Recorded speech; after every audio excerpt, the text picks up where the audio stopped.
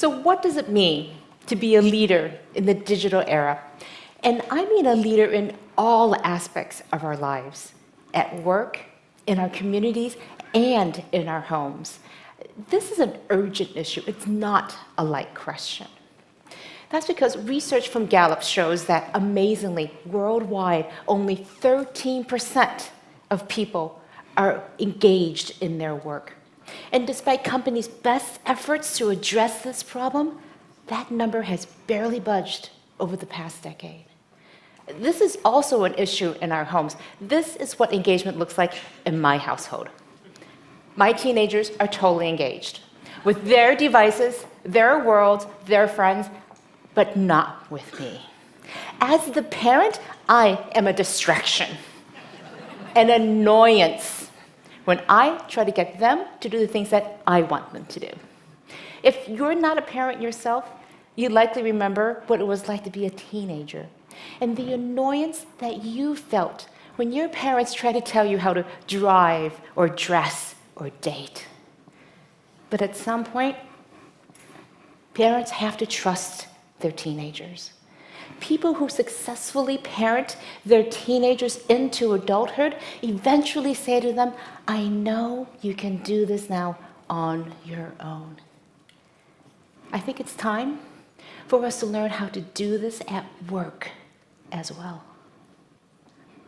Now, when we think about hierarchies, many of them exist in organizations today. Well, hierarchies were created at the dawn of the Industrial Revolution to create efficiency and scale.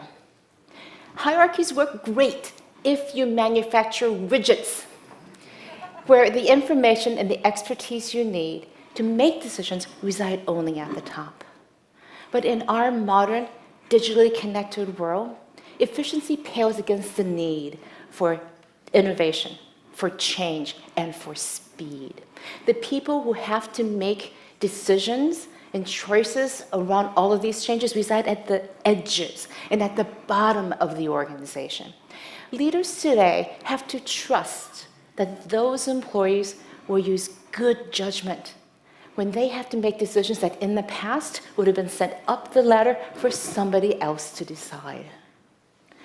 In order for those employees to do this, they have to be able to have two-way, non-hierarchical conversations throughout the organization.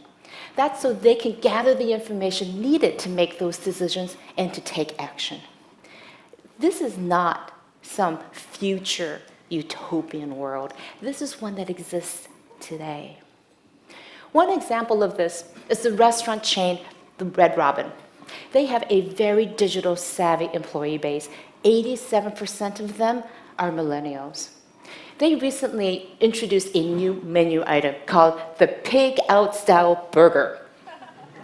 And one of the things they did was those restaurant servers went out and gathered customer feedback.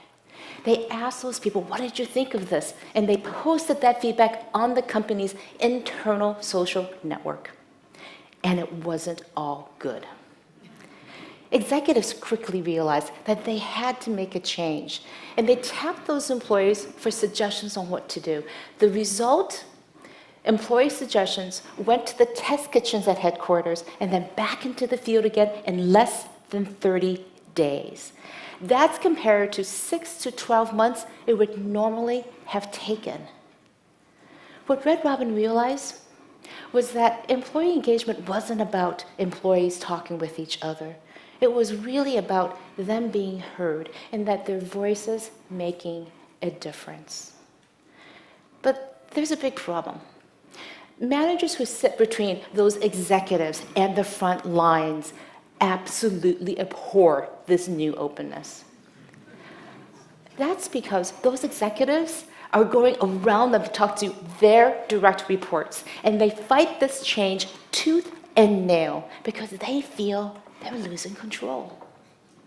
Now, those middle managers can be a big obstacle to change, but they're also a crucial part of the solution. I've done a lot of thinking and researching around what we can do to address this problem, and I've identified 3 things that we can do. The first is that we have to create a culture of sharing. Now, in hierarchies, layers are designed to filter information up and to push information down. We were taught that to be successful, we had to hoard information. But in a networked organization, just the opposite is true. Managers become facilitators. They accelerate the speed and spread of information throughout the organization. One of the best examples I've ever seen of this was on the US Navy aircraft carrier, the USS Nimitz. In a radical act of transparency, they invited 16 bloggers to spend 24 hours on board. I was fortunate enough to be one of those bloggers. The captain, once we were on board, encouraged us to talk to anybody about anything at any time. He knew that he couldn't control what his sailors would say to any of us, but he had confidence that they knew what to share and what to keep private. That's because they had a culture of sharing in place. They practiced this every single day because they knew that their lives and their missions depended on the ability for anybody to speak up at the right time. How many of you would feel comfortable allowing an outsider to come into your organization and walk around unescorted for even 1 hour? If you had a strong culture of sharing in place, you would feel confident and comfortable that this would be fine. The second thing that organizations can do is to practice followership. If you think about it, the size and quality of your network today determines how much power and influence you have, not your title. Now, one of the key things that you can see is that when people share with each other, they develop this relationship. One manager that I know posted internal video updates about a project that she was working on. She used those updates to engage people throughout the organization. What she was doing was actively building relationships and a network of followers. When it came time to implement that project, she tapped her followers for volunteers, people who would then champion that project and the implementation in their own departments. Now, if middle managers were encouraged to develop their own followership, then if their titles were to change or even disappear, they would nonetheless retain that power, the influence, and the effectiveness. But how do you actually do this? How do you actually go about and create that? Well, I think one of the key things is to think about the third thing, which is how do you use networks to create meaningful decisions? Now, employees and managers are smart. They are not going to engage unless they know that their engagement is going to result in the organization moving forward and also themselves. But how do you get them to engage in the first place? The key is to get decision makers involved. One CEO who I know did this and made this shift by asking employees throughout the organization to make suggestions around what processes and which technologies the company should eliminate.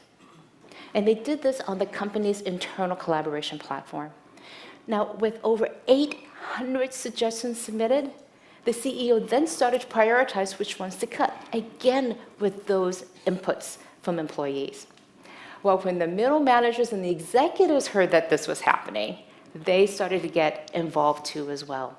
This was the turning point, the place where the managers realized that those networks were being used to get real work done. Using networks to make critical decisions is the only way that we can gain traction. I've just described 3 ways that we can lead in the digital era, but changing organizations with sharing, followership, and networking does not happen overnight. What these 3 things have in common is that they require us to give up the traditional notion that power and influence comes from being in control. This is not an easy idea to let go of.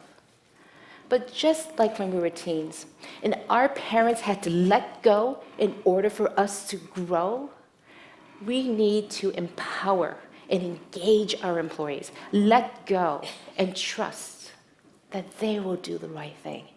This is the only way that we, as leaders, are going to be able to harness their passion, their energy, and their creativity. Thank you very much.